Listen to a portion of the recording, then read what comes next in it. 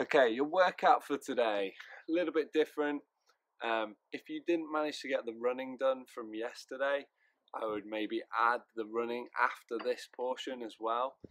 This is not going to be a conditioning that's going to get you to particularly massively out of breath. It's an opportunity to move well. So 10 rounds, we're going to have 20 supinated toes to bar, which I'll just remind you what they are. And then you've got 2 Turkish get-ups per side. That's the move I'm going to focus on mainly, as people get really confused with it. Okay. If you've got kit, I've got the rig in the background there. If you've managed to get somewhere to do some hanging work or pulling work, then I would substitute the supinated toes to bar and go for normal toes to bar, but just half the reps, really, like 10 to 12 reps instead of 20. Okay, so you've got 10 rounds for quality, and you're just going to alternate over the 2. By quality, we mean your heart rate should be controllable, and you should be able to control the quality of your sets. We all know that as you get more fatigued, the movement quality starts to break down. So you shouldn't be in that position at this point. Like I said, if you need that fix, if you need to get your heart rate high, go and do the running from yesterday if you didn't already do it. Don't worry, tomorrow's the big WOD of the week. So there'll be plenty of stuff to do tomorrow. This is for a bit more strength and some quality of movement. Okay, so supinated toes to bar, you can have a dumbbell or your object. Get light on the floor. We're going to go down and push that away so your arms are nice and extended. Then I'm going to take my heels off the floor, and that's my start position. I'm then going to fold up from there and touch, and then come back down into that hollow position at the bottom. Okay, and back up. So repping through. Okay, I'm trying to keep my heels off the floor at that bottom position there. Okay, so that's your supinated version. If you're lucky enough to have a rig or somewhere to do toes to bar, then obviously we're going into normal toes to bar or any of the scales that we would normally see if you can't quite get there with your toes to bar.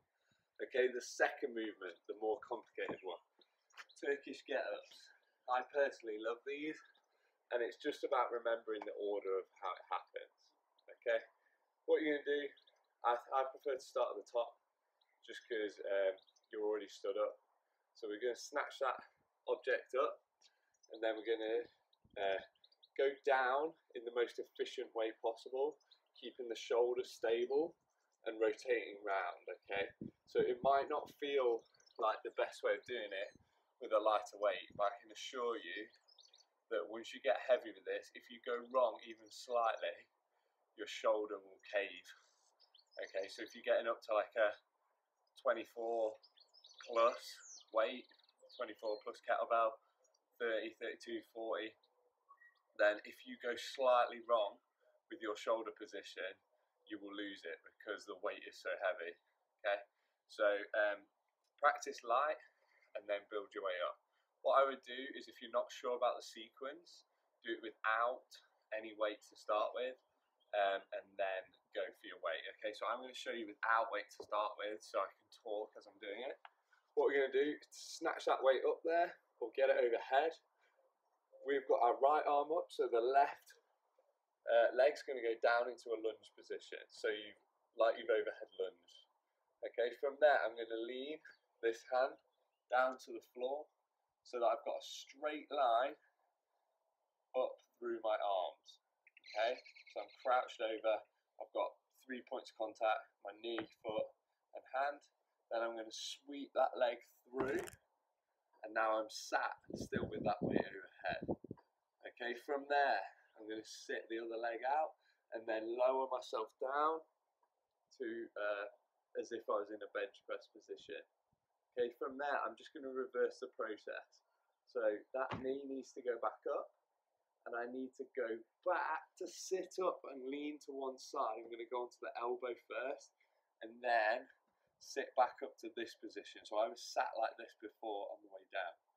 From there, this is the hardest bit. I'm going to push through my bent leg and push my hips up to the sky. From there, the left leg then comes through and I'm back to my arm straight position. Okay, from there, I'm going to slowly arch up and then I just lunge to stand up. Okay, and it's the exact opposite on the other side. So I'm going to show you with the 15, the exact opposite on the other side. Okay, so I take my weight, snatch it up. This time, opposite hand, foot. Okay, I get my arm straight, leant over position, sweep the leg to sitting. Okay, and then lie down to the bench press position. From there, I'm going to stamp my foot, roll back to my elbow, and then slowly creep it to my hand.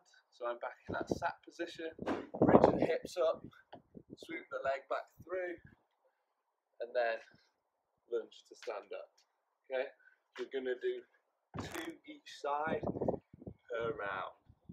Okay, take your time, make sure it's good quality. This isn't a WOD that's going to particularly get your heart rate massively high. It's just going to get hard because of the 2 movements that you're doing. Okay, good luck. Try and do as hard scales as you can. Thanks.